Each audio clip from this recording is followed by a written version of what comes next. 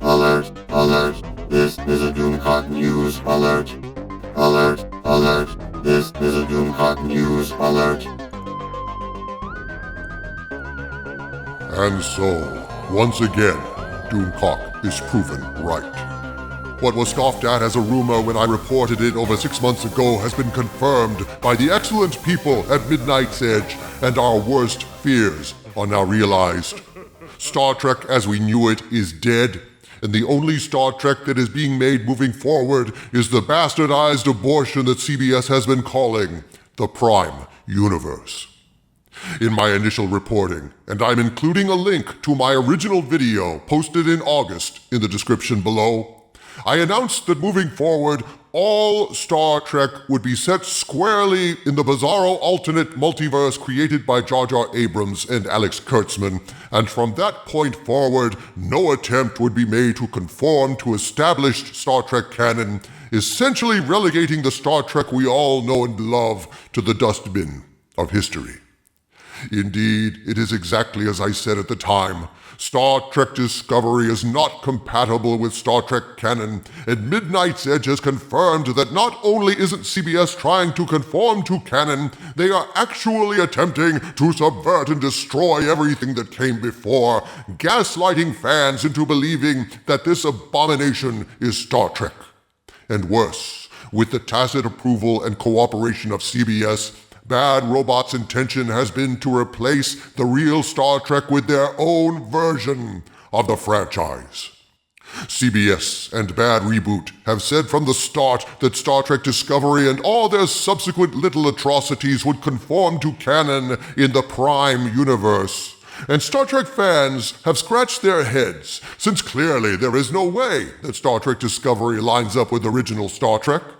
Well, as it turns out, CBS and Bad Robot have been playing word games all along, and now the truth can be told. The so-called Prime Universe is not, and never was, a part of the real Star Trek universe, but it was always a cheap bastardized copy designed to supplant the original. In other words, Star Trek Discovery is nothing less than a hostile takeover of the true Star Trek universe. Just like the alien pods in Invasion of the Body Snatchers, Star Trek Discovery has been attempting to steal the body of Star Trek while the fandom slept. But Doomcock stayed awake. Midnight's Edge never slept, and now the alarm is sounded. Why has this happened, you ask? One reason, and one reason alone: merchandising rights. There's money in them there strange new worlds, and Bad Robot wanted it. This tragedy started out simply as bad luck. When Viacom, and by extension Paramount, was split off from CBS, CBS was given the television rights to Star Trek simply at random.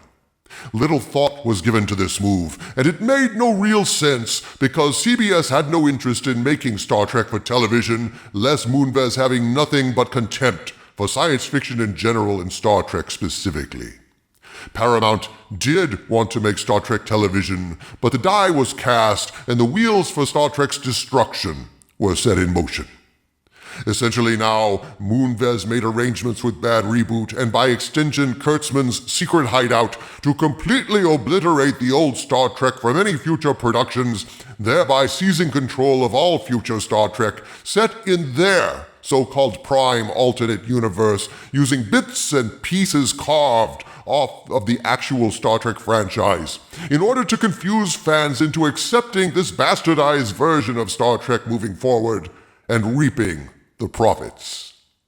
In short, Kirk and Spock and Picard and Janeway and everything that came before are inconvenient to Bad Robot, because Bad Robot can't make money off of those elements of the real Star Trek, not under their license.